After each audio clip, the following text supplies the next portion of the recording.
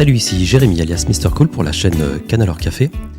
Je voulais faire une petite vidéo qui concerne mon expérience VIP à Ghent pour le tournoi DLC. J'ai eu l'occasion et la chance de pouvoir bénéficier de ce pack Premium VIP. Il y a eu 100 packs qui ont été vendus et voilà, j'ai eu cette chance-là d'être dans ces personnes qui ont pu acheter en ligne ce pack VIP.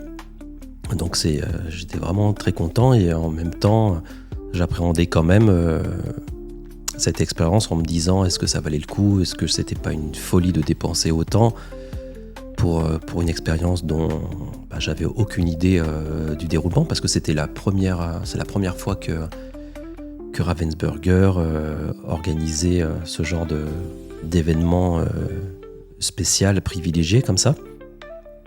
Mais en même temps, quand j'ai vu ce qu'ils proposaient dans le pack, les deux tapis, leur canne foil, toutes les cartes promo directement, sans avoir besoin de s'embêter à dépenser des ticks et tout ça, de pouvoir faire des sides et compagnie pour collecter les ticks et avoir la possibilité d'avoir ces cartes.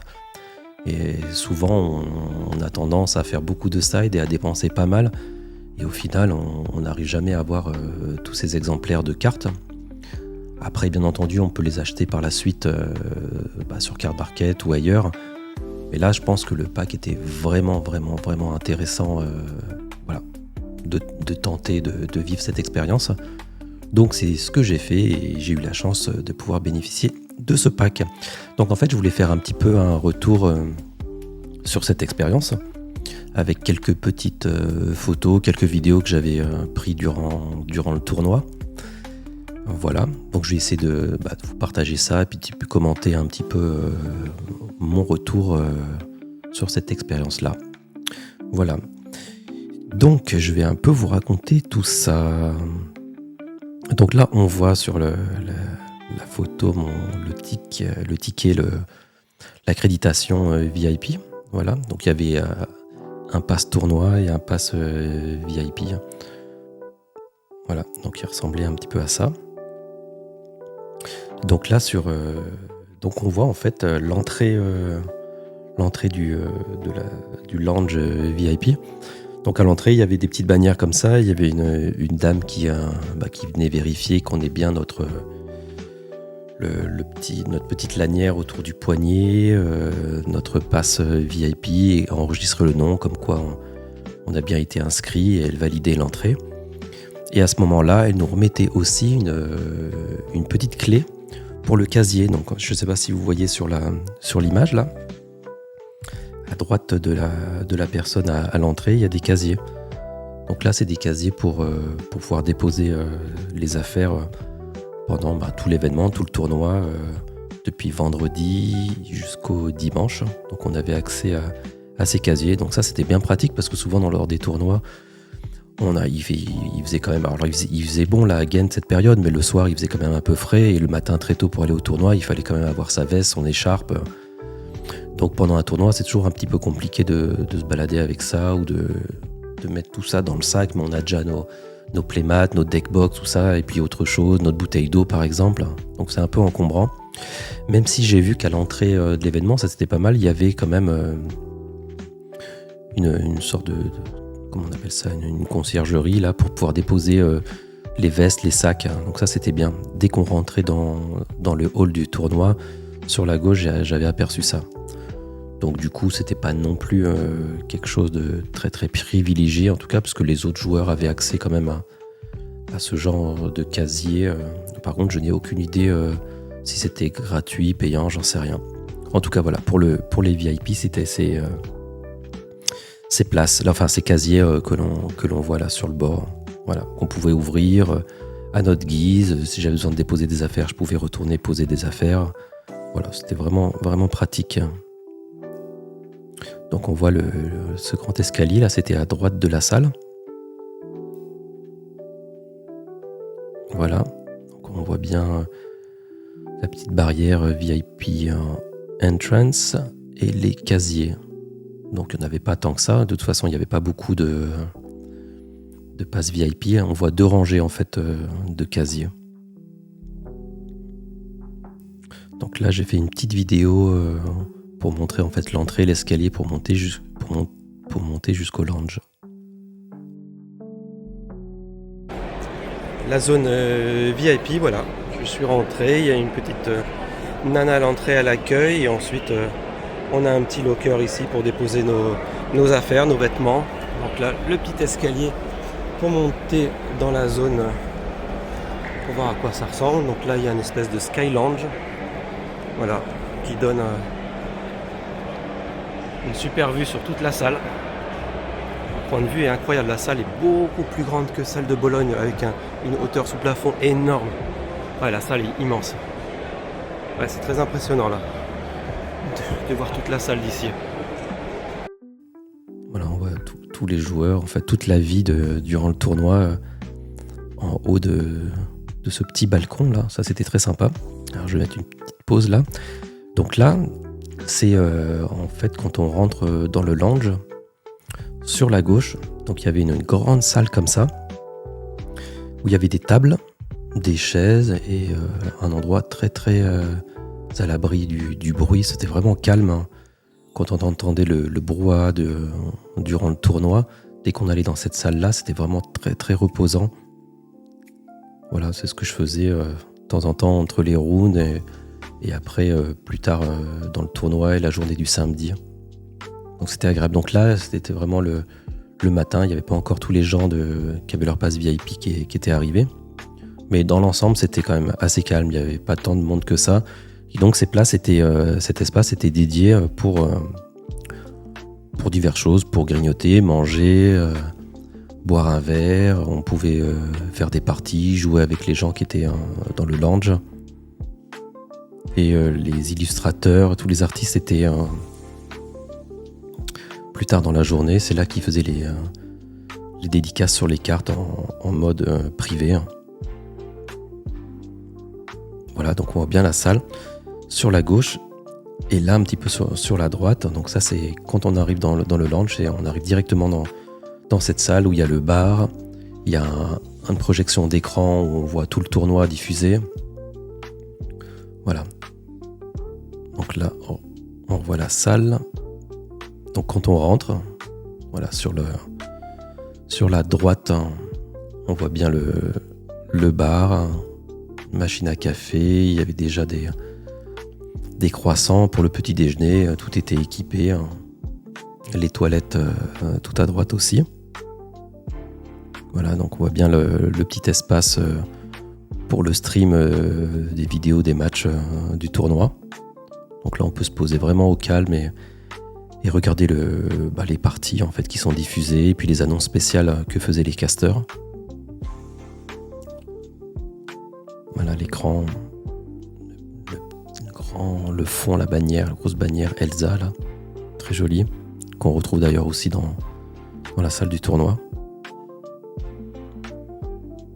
Donc cette salle qu'on voit là est toujours vraiment au calme. Donc là, c'était pendant quelques tours, le tournoi là. Et d'ailleurs, on voit pas assez là sur l'écran, mais il y avait le joueur Sailor là, qui était posé tranquillement en train de regarder une partie. Donc on voit bien là sur la droite l'espace pour manger avec des fruits, la machine à café, il y avait plein de croissants encore. Voilà les croissants posés, pas mal de choses, du beurre, de la confiture. Alors ça c'était vraiment les matins, il y avait vraiment tout pour faire un bon petit déjeuner. Voilà, encore les croissants ici. Il y en avait sur la gauche et sur la droite, il y avait vraiment sur le bar, il y avait deux espaces où ils avaient posé différentes choses à manger. Donc là, c'est le moment où j'ai pris mon petit déj.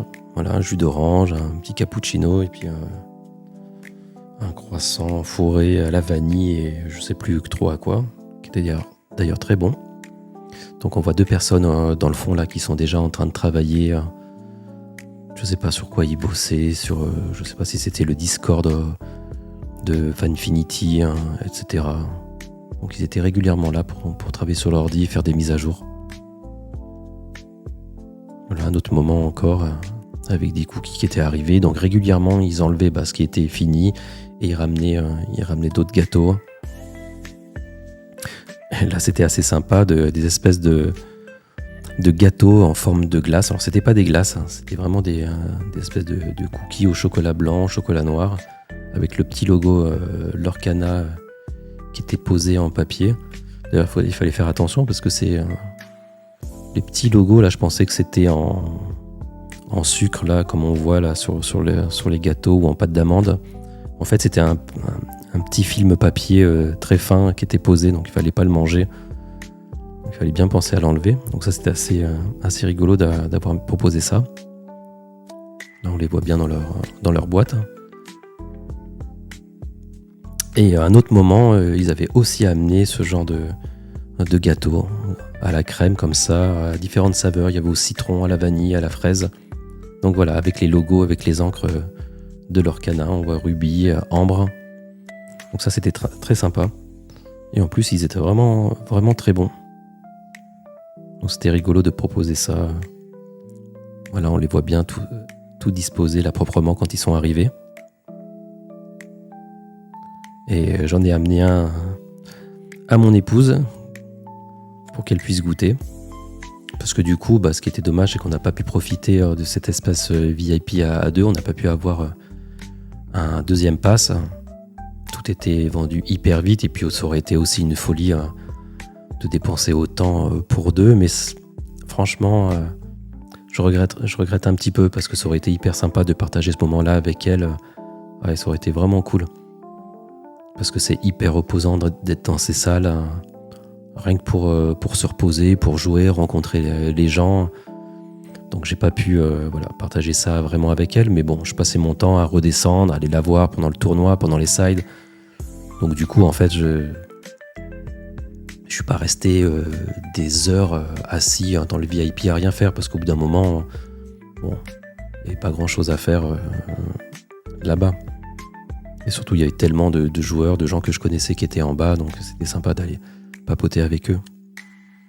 Donc voilà, donc elle a bien aimé ce petit gâteau. Là, une petite photo avec Steve Warner, le co-créateur du jeu, développeur. Voilà, il était dans le lounge VIP, donc j'ai pris une petite photo avec lui. Après, de toute façon, il passait son temps à se balader dans la salle du tournoi, donc il a passé tout l'événement à se faire prendre en photo. Là aussi, c'est, je crois qu'il s'appelle Tim Schilder, un développeur de Lorcana. Donc il était tout le temps dans le lounge en train de jouer avec son collègue. J'ai l'impression qu'ils bossaient sur les mécaniques de Lorcana. Ils ont passé leur temps à jouer en fait. C'était assez curieux parce qu'il n'y avait pas d'autres gens qui jouaient, mais eux, ils ont passé leur temps, ils sortaient des decks, ils enchaînaient les parties. Donc je pense qu'ils devaient bosser sur le jeu, mettre au point des choses qu'ils nous proposeront peut-être par la suite. Donc c'était marrant de les apercevoir là. Et donc là, derrière eux, sur la table, en fait, il y a eu un moment où il y a eu donc tous les artistes, les illustrateurs. Ça, j'étais même pas au courant, j'avais pas fait attention qu'ils allaient venir. Donc à un moment, je me pointe dans le lounge et puis je les vois en train de faire des signatures à quelques personnes. Donc c'est vraiment le luxe. Je veux dire, il y avait personne. Là, on voit, pareil, là sur la droite, on voit Sailor en train de se faire des signatures sur toutes ses cartes. Donc, il avait un paquet de cartes à faire signer, donc il en a vraiment profité. Et de toute façon, à chaque fois qu'on passait avec les cartes, les illustrateurs nous disaient mais faites-vous plaisir, faites-vous signer les cartes, il n'y a pas de problème, vous êtes VIP, on est là pour vous servir. Et donc ils ont été très sympas. Moi j'étais un petit peu gêné de me dire est-ce que je ramène 25 cartes à faire signer. Voilà, et au final j'en ai fait plusieurs, mais pas tant que ça en fait. Donc certaines personnes me diront mais t'es fou, t'aurais dû tout faire signer, mais je suis pas un fou de faire signer mes cartes. Donc quelques-unes. Donc heureusement j'avais mon deck sur moi. Donc comme je jouais violet gris, j'avais mes profs à faire dédicacer, et puis ma Angèle aussi, que j'ai fait signer, donc c'était sympa. Et en plus, contrairement à certains événements où quand on fait signer la carte, il y a eu des événements où en fait c'était un supplément d'avoir leur signature, et si on voulait avoir une dédicace gratuitement, en fait ils signaient le prénom en fait de joueur. Genre j'ai plusieurs cartes où on a écrit Jérémy dessus, mais si je voulais avoir vraiment la signature de l'artiste, il fallait payer. Donc je sais pas comment ça se passait quand les artistes signaient lors du tournoi en bas, s'ils faisaient payer un supplément si les joueurs voulaient avoir leur signature. Mais je sais que je me souviens dans certains événements, on pouvait juste avoir la carte à notre nom. Bon, bref, voilà. Donc j'en ai bien profité à faire signer mes petites cartes là, donc c'était sympa. Et puis il y avait aussi des petites cartes, des espèces de grandes cartes qui avaient été designées par les artistes et qui donnaient, qu'on pouvait faire signer si on n'avait pas de carte. Donc voilà. Donc ça c'était sympa, j'ai pu profiter de ça, de faire signer les cartes. Mais je voyais qu'il y avait des personnes qui étaient dans le lounge VIP là.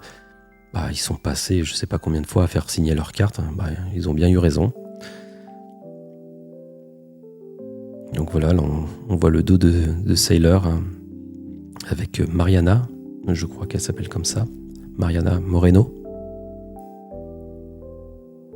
Donc il en a bien profité. Et j'ai pu aussi bien papoter avec lui, Pierre-Marc, de son nom. Donc vraiment très gentil, un tempérament très calme, vraiment un plaisir de discuter avec lui. J'ai juste regretté de ne pas pouvoir faire une interview avec lui.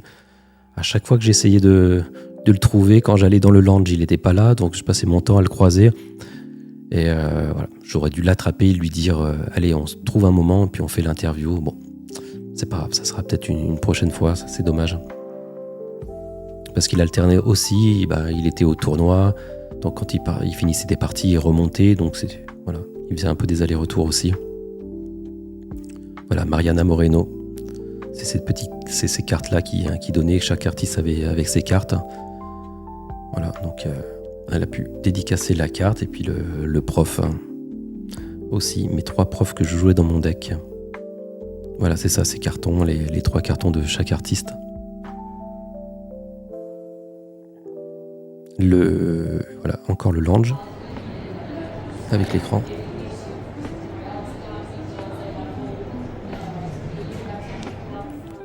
Donc là, pareil, j'ai filmé un petit bout de partie durant le tournoi là, avec Laurent Anthony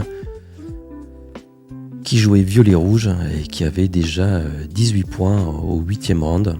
Donc il a fait un beau parcours avec son violet-rouge. Donc j'ai filmé un petit peu la partie. Voilà. Donc ça c'est à peu près J'avais d'autres photos, mais c'est souvent en fait un petit peu redondant parce que c'est les mêmes images à chaque fois que j'avais en plusieurs fois.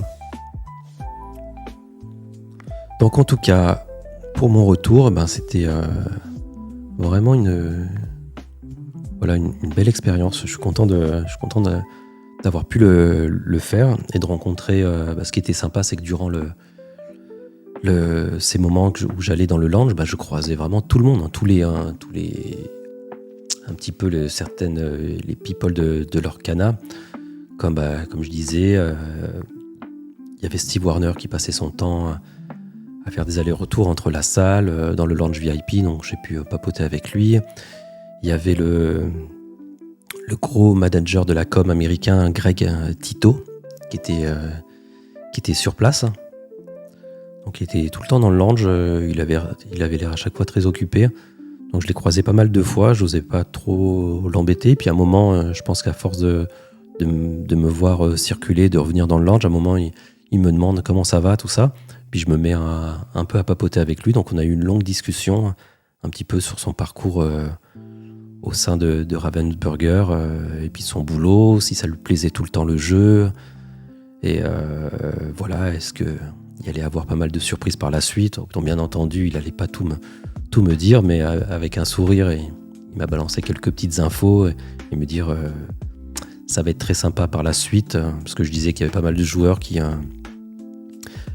reprochaient pas mal de petits éléments sur l'Orcana et qu'il fallait un petit peu que ça bouge.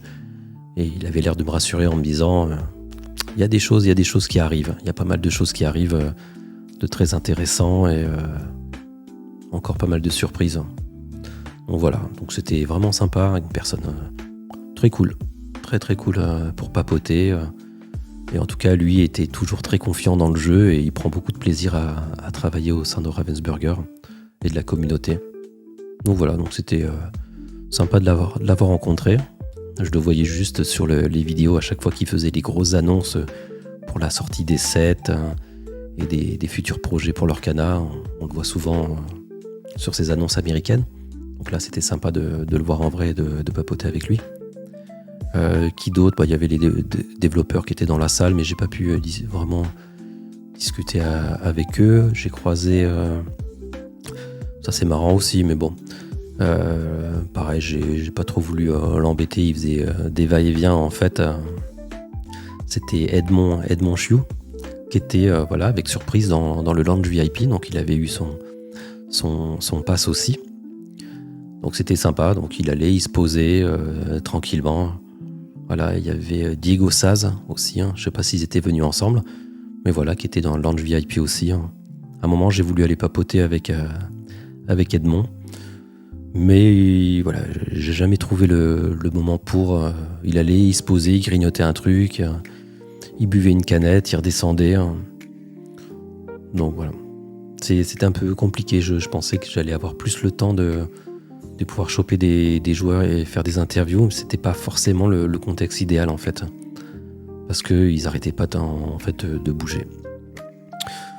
Voilà, que dire de plus Est-ce que je conseille ou je recommande à des gens de vivre cette expérience ? Oui, moi je pense que oui. Alors certes c'est un budget, mais au final pour tout ce qu'on a dans ce pack, c'était vraiment hyper rentable.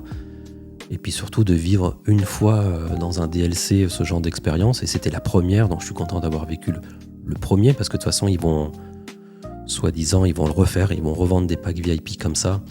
Donc là, de le refaire pour les prochains DLC, je pense pas que ça vaut le coup, parce que ça va être les mêmes éléments, mais peut-être par la suite.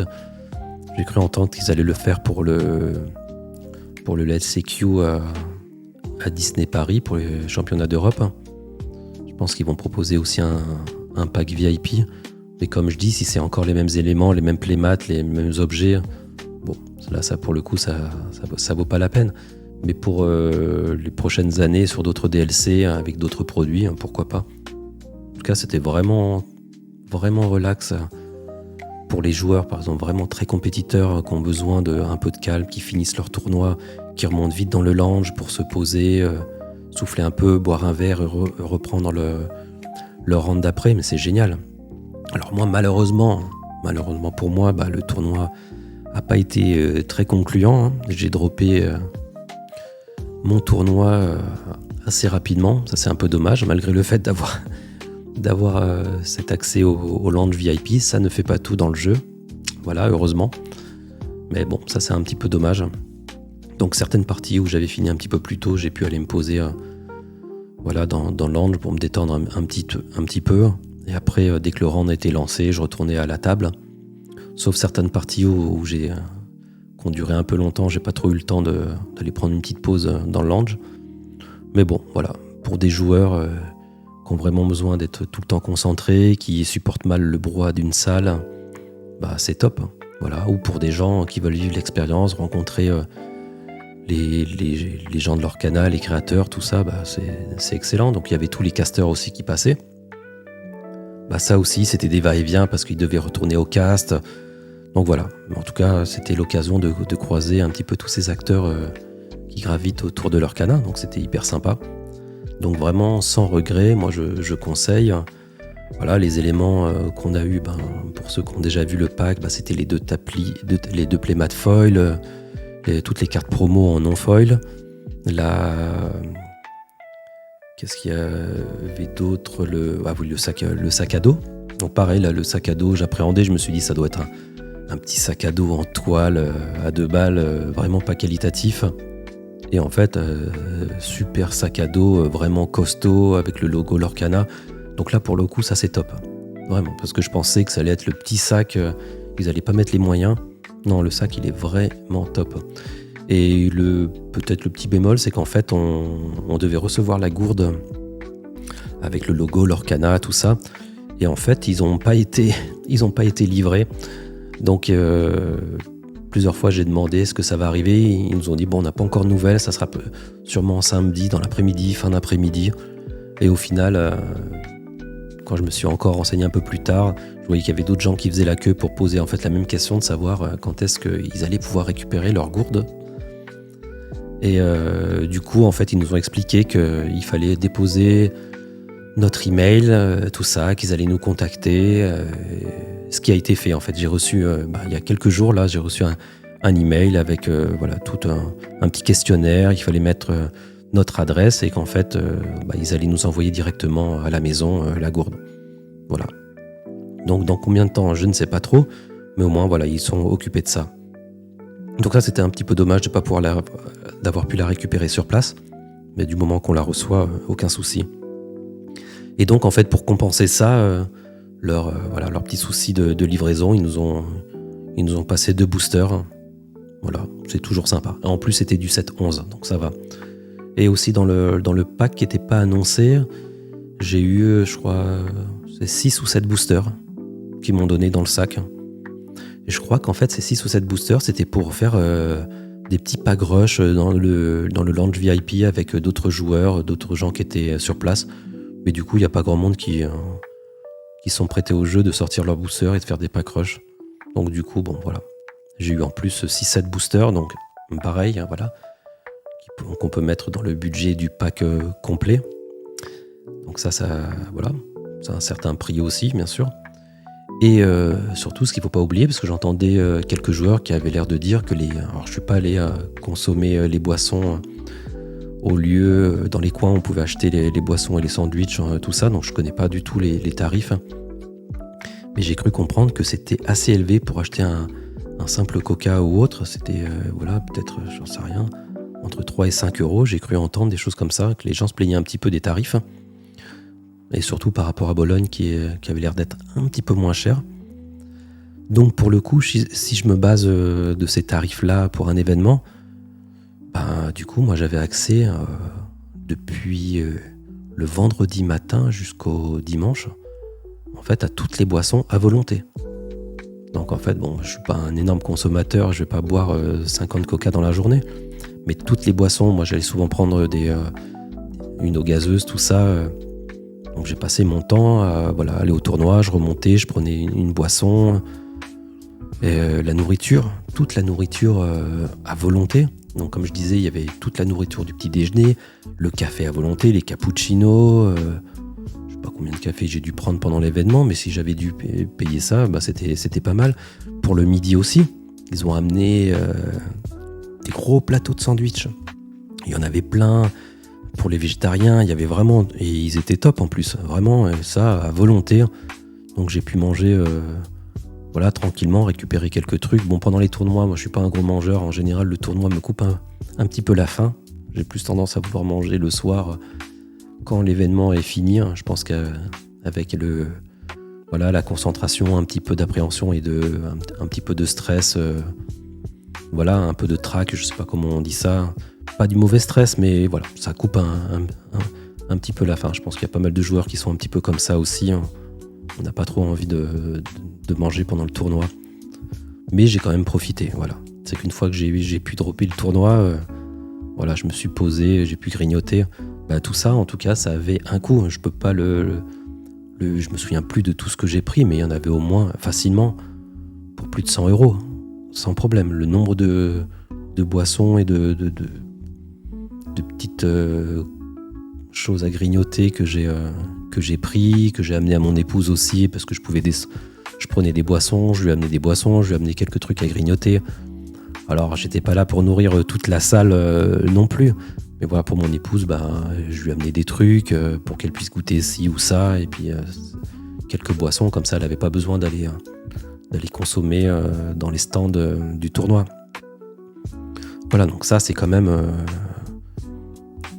un coût à prendre en compte pour les personnes qui pensaient que ce pack est hors de prix, c'est débile, parce que tous les éléments, ça va décoter. Oui, ça va sûrement décoter.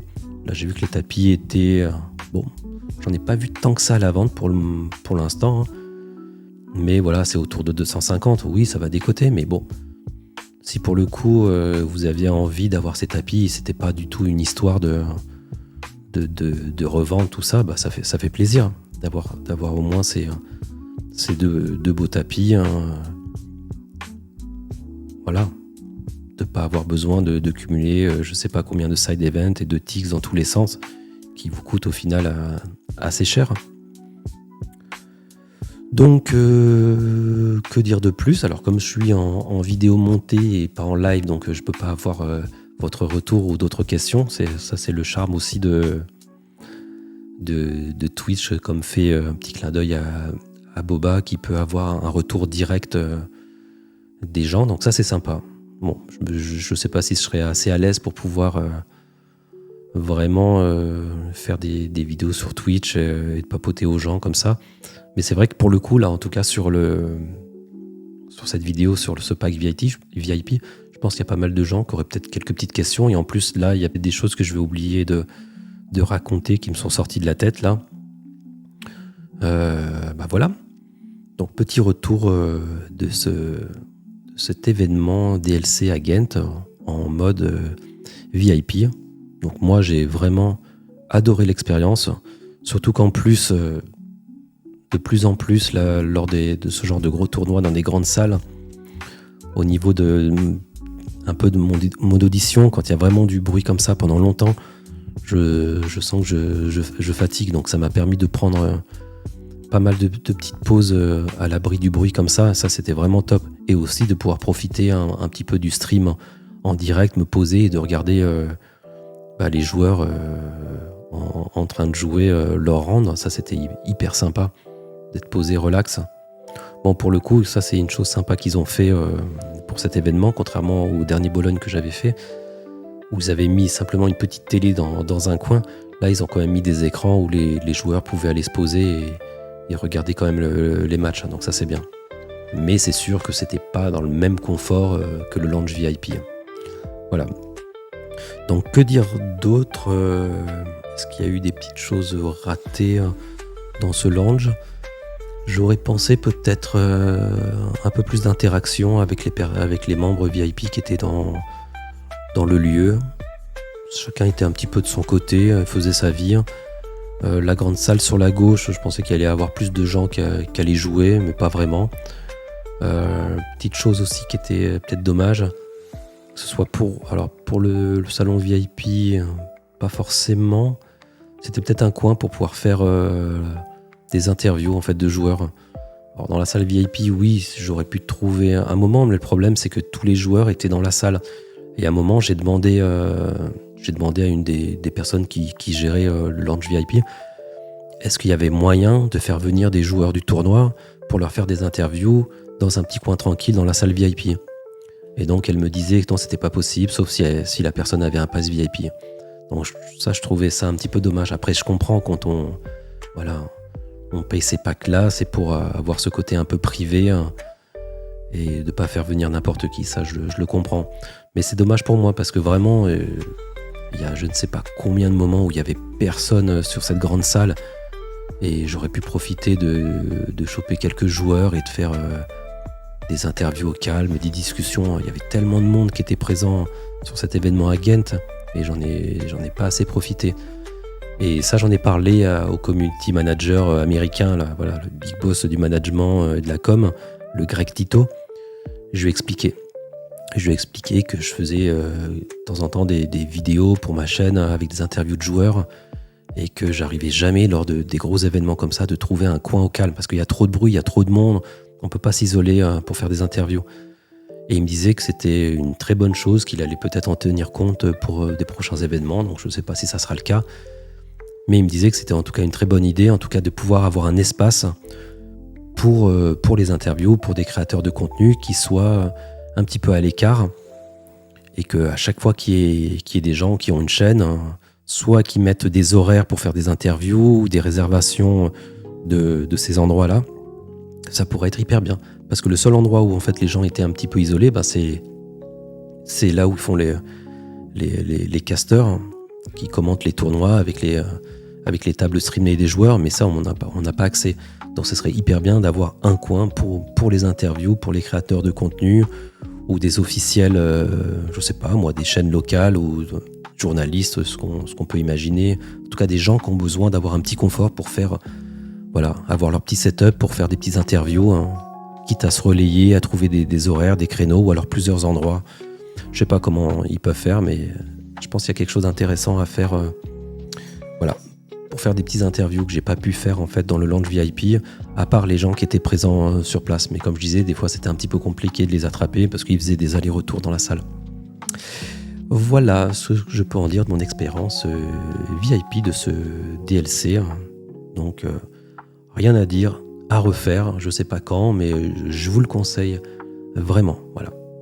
Économisez, gardez un peu d'argent, craquez pas dans n'importe quoi et tentez le coup de faire ça, surtout si vous êtes un petit peu fan de Lorcana.